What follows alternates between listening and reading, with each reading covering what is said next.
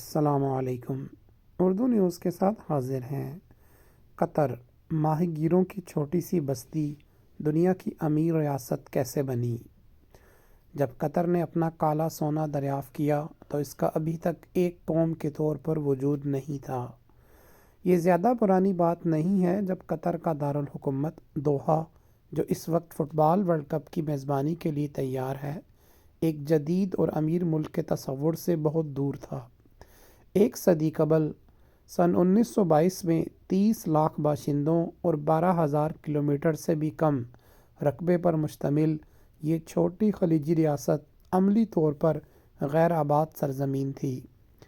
یوں کہہ لیں کہ یہ ماہی گیروں اور موتی جمع کرنے والوں کی ایک عاجز سی بستی تھی، جہاں کے باشندوں کی اکثریت جزیرہ نما عرب کے وسیع صحراؤں سے آنے والے خانہ بدوش مسافروں پر مشتمل تھی۔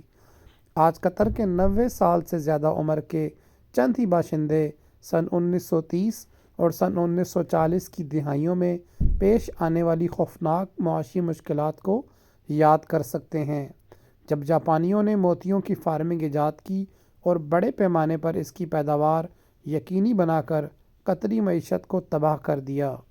اس دہائی میں قطر نے اپنے 30% باشندوں کو کھو دیا، جو بیرون ملک معاشی مواقع تلاش کرنے چلے گئے تھے۔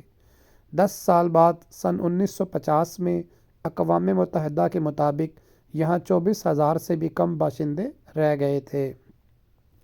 تاہم اس وقت قطری معیشت ایک انقلابی موڑ کے دہانے پر تھی۔ یہ کہنا درست ہوگا کہ اسے صحیح معنوں میں ایک معجزے نے بچایا۔ وہ معجزہ یہاں دنیا میں تیل کے سب سے بڑے ذخائر میں سے ایک کی دریافت تھی۔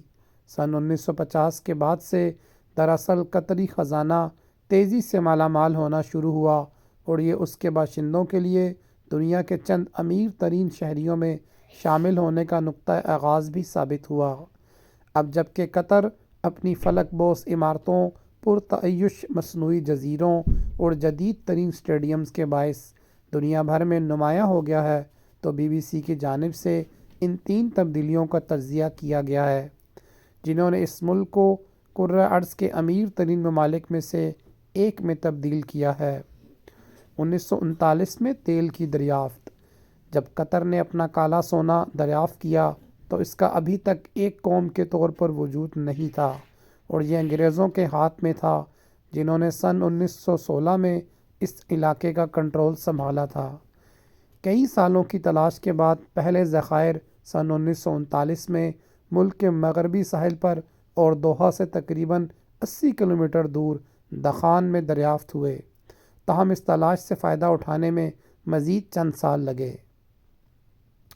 ماہر تجزیہ کار کرسٹیان کوٹس ریچسن بتاتے ہیں کہ یہ دریافت دوسری عالمی جنگ کے آغاز میں ہوئی، جس کی وجہ سے سن 1949 تک تیل کی برآمد تعطل کا شکار رہی اور فوری طور پر اس دریافت سے فائدہ نہیں اٹھایا جا سکا۔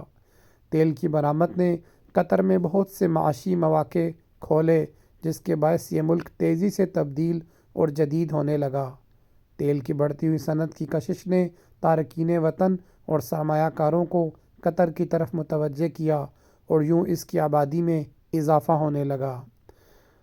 اگر سن 1950 میں یہاں 25,000 سے کم باشندے تھے، تو سن 1970 تک یہ آبادی بڑھ کر 1 لاکھ سے تجاوز کر گئی تھی۔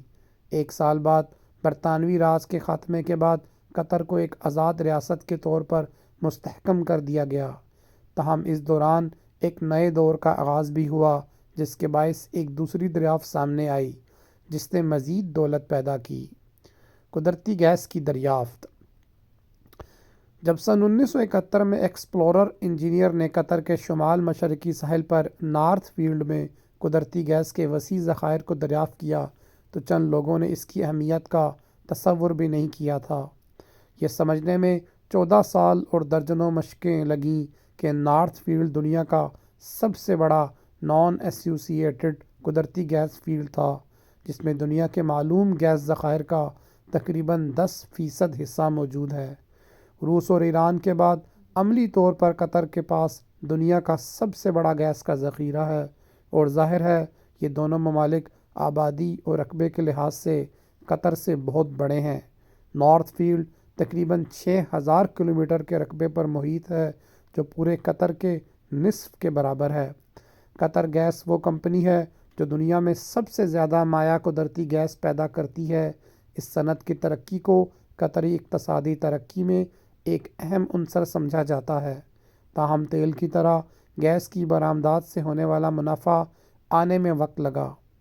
کوٹس کہتے ہیں کہ ایک طویل عرصے سے مطالبہ اتنا بڑا نہیں تھا اور اسے تیار کرنے میں کوئی خاص دلچسپی نہیں تھی، حالانکہ 80 کی دہائی میں سب کچھ بدلنا شروع ہوا جب انفراسٹرکچر کئی مراحل میں بننا شروع ہوا، اسے ملک کے اندر تقسیم کیا گیا اور 90 کی دہائی میں اسے برآمد کرنے اور اسے معیشت کا عظیم انجن بنانے کے لیے تیار کیا گیا۔